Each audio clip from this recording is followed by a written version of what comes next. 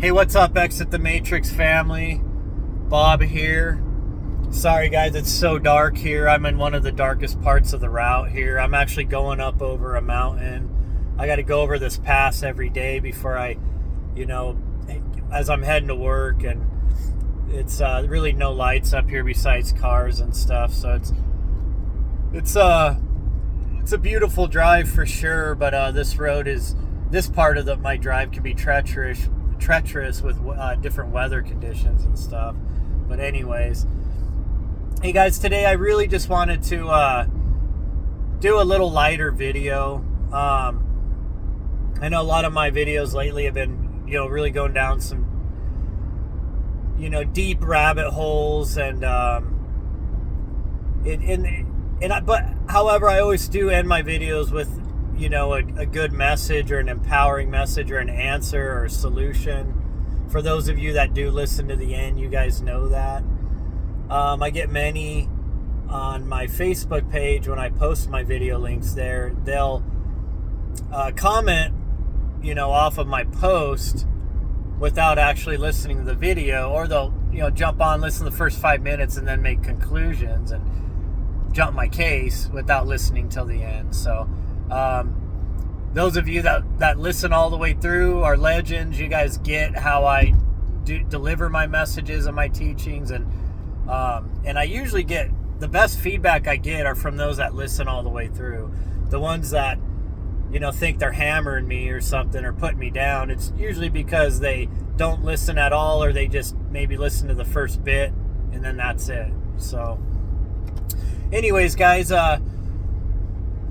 I just wanted to kind of talk about some positive things, like things that we can do to empower ourselves and help ourselves out.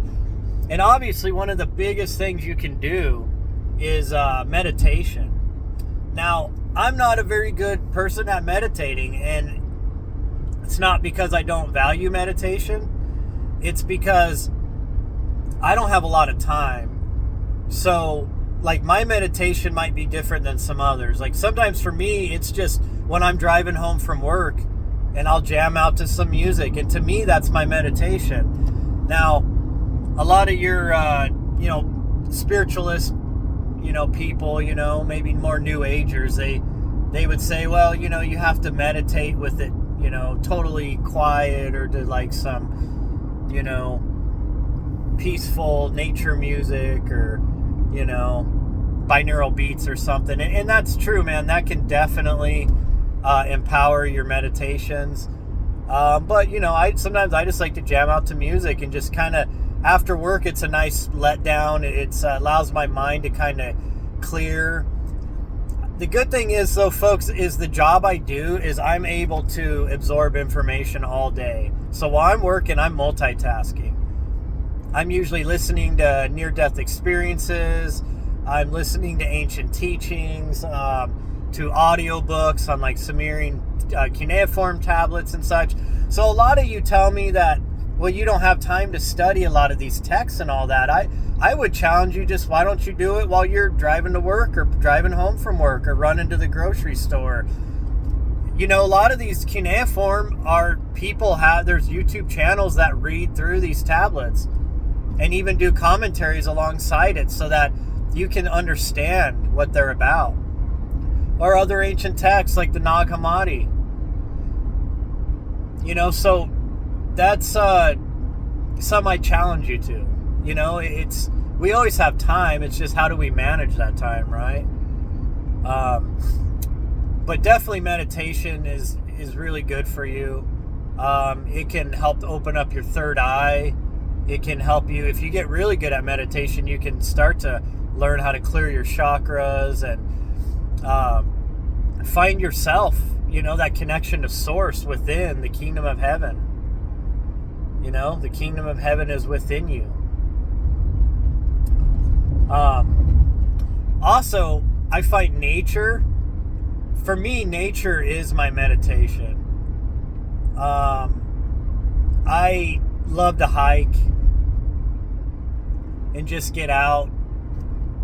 We used to do a lot of camping back when we lived in Colorado. I was a Colorado native, and that is like all we did in the summer was camp with family and friends. And we had Jeeps. We still have our Jeeps, you know, some older era Jeeps lifted and stuff. And we did a lot of camping off of national forest, 4-wheel drive trails and such, because we always like to get away, go to those places, those hidden gems that most people couldn't find or get to. And then you usually had the whole area to yourself, which was great. Now that we moved out to North Carolina and we live in the mountains, in the beautiful Smoky Mountains, it's a little different. Once you live in the mountains, at least me, I'm not as excited about camping anymore, because all we got to do is go out and, you know, I mean, where we live, there's 50 trails, hiking trails, just within like 20 minutes of our house. There was probably about 20 waterfalls within an hour of our house. I mean, I'm talking pretty nice size waterfalls. Obviously, there's a lot of little ones all around the trails and everything. And it's just, it's an amazing playground out here, and we're still experiencing it. We've only been out here for about 6 years. We love North Carolina. I really love Colorado, but Colorado was getting destroyed, unfortunately. From a mass influx of people, the cost of living skyrocketed, crime, pollution, lack of water, all of that stuff was getting really bad there. And I just seen the writing on the wall. Maybe someday we'll go back and buy a cabin there if we could ever afford it, which is highly unlikely, because you got to be a multimillionaire to buy mountain property in Colorado anymore, unfortunately.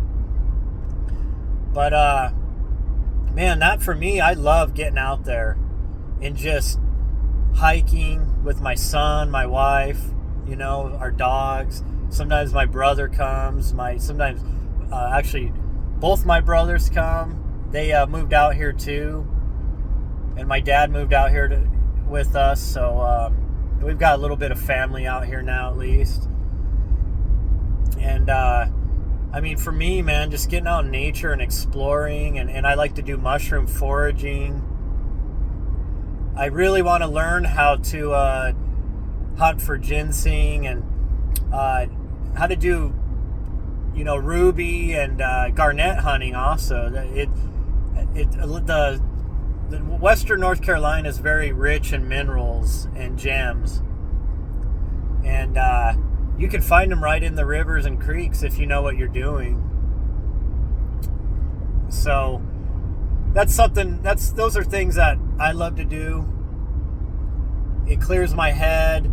It's a proven fact, folks, that when you're in nature, your body gets positively ionized. It cleanses a lot of negative ionization off of your aura and such, out of your body. And in fact, you can actually turbocharge this, and you can do this anywhere. You could do this in the city. You don't have to be on in the mountains per se to get this kind of nature, you know, recharging. They have scientifically proven that grounding with bare feet on the earth, on the ground, in the grass, on the dirt, that will positively ionize your body, that will cleanse your aura, your auric field, your energy field, whatever you want to call it. And they say that if you just do that 20 to 30 minutes a day, it will do dramatic things for your body's overall well-being. And I'm using those words cautiously. As you know, anything about your well-being is now, if it's not through the mainstream system, is considered disinformation. So, which is absolutely ridiculous, folks.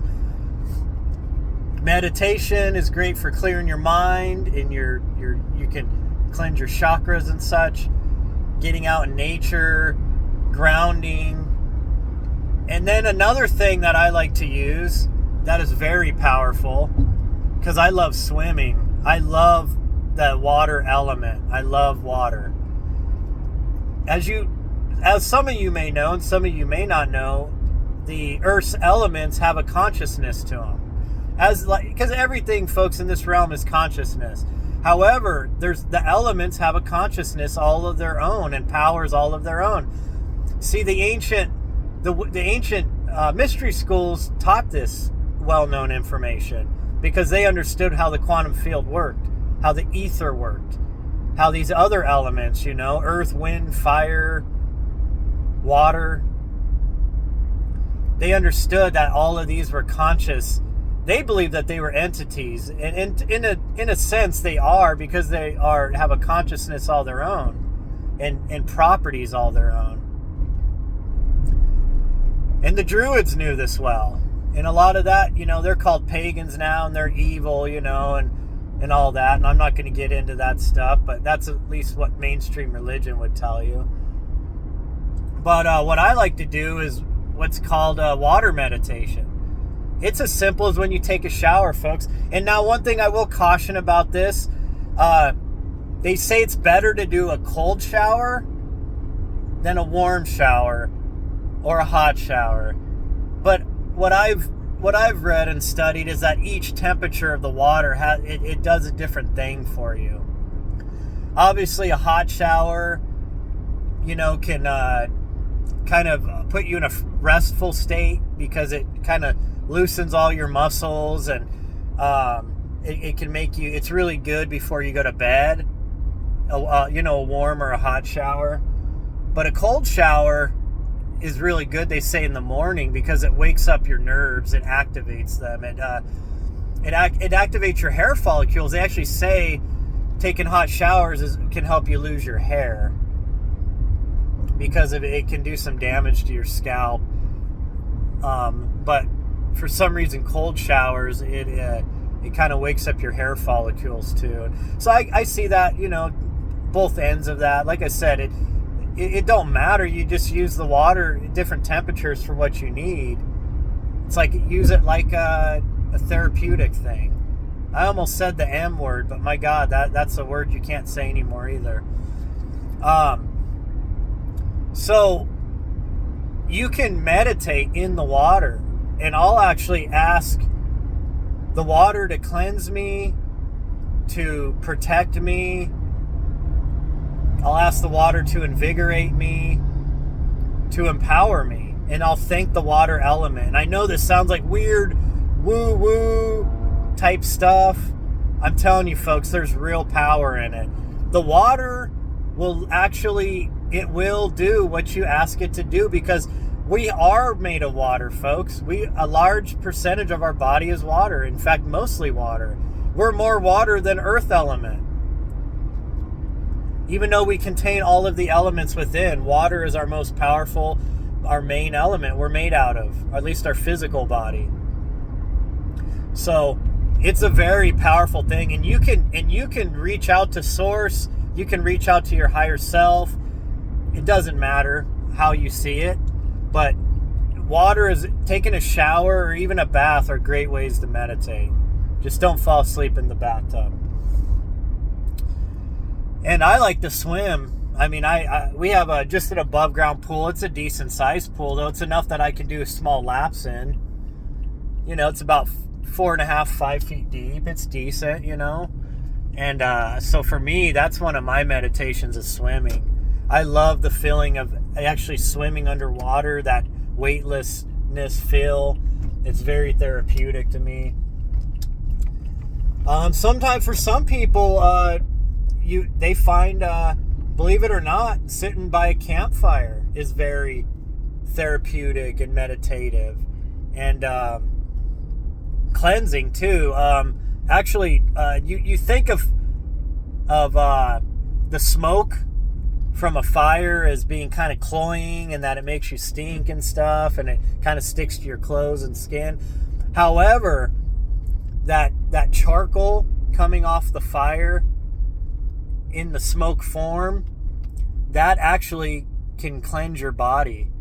If you're ever in a survival situation and you don't have good access to water, and you need to cleanse your body to protect it against, bacteria and stuff, you can actually take a smoke shower, they call it, where you stand over the shower and you or sorry, over the shower, over the fire, and you allow that smoke, to go around your body. Sorry, folks, I'm driving here and I'm trying to do a maneuver, and all of a sudden there's some trucks in my way. So give me 1 second here. So, anyways, I find it very therapeutic around a campfire. You can let that smoke wash over you. It'll actually disinfect your skin. And then not only that, when you're sitting there looking into a fire, fire is a powerful element too, folks, of this realm. I mean, fire was one of the first things that gave comfort and protection to our to our original old ancestors, going back, to more primitive times, and kept animals at bay at night and such. And it warms you, gives you you can cook on it. You can use it to make things. They used to sharpen like spears and stuff. The spear tips, they put them in the fire to finish them off. And but just looking into a fire and letting your mind kind of connect with it and meditating. Some people say you can see visions and stuff. I haven't seen like any real visions in fire. However, it's just very meditative. It can allow you to reach a higher consciousness and connect with source, God. And it's just a great way to relax. And I mean, those are some things, I guess this video was more or less about like different meditative things you can do. It was kind of a short video. I'm sorry, folks. I had a few things I had to do before I started my video here. I had to stop a few times this morning in my car, so I didn't want to keep stopping the video and all that. So it's kind of a short one today. But I wanted to leave you guys a positive message. Just like, look, man, do some meditation. Learn how to do some studying. Just you don't have to sit there and read and give it, all your attention. But you can multitask like I do. But just see, your subconscious will record all of that regardless. But sometimes just playing that on your way to work or your way home, change your routine just a little bit. And you'd be surprised how much information you can absorb. And listen to an NDE every now and then, folks. I mean, it's very empowering and freeing when you listen to NDEs, and it kind of gives you a sense of peace, because the messages these people bring back, it just kind of puts your worries aside, your fears of hell and all this retribution. And then you realize, like, wow, I've been to Earth many times. I mean, I played this game many times, and I'm going to be okay regardless, of what happens, right? After you leave this realm. So, anyways, folks, do some meditation, get out in nature, do some studying and research, empower yourself. I've always been about, you guys empowering yourself. That's why I always tell you guys, like, look, I'm not, like, I've been attacked on some of my posts. It's mostly Facebook. I get really good comments on YouTube. On Facebook, I've got such a huge variety of people on there and such a huge following that you get a lot of trolls, and will attack me mercilessly. And most of them don't understand what I'm trying to teach, and they'll try to say I think like I know it all, and I'm trying to lead people astray and all this. Like, look, all I've ever said is go do your own research. All I ever tell you guys is what I think, what I theorize from my 30 plus years of deep dives and studying.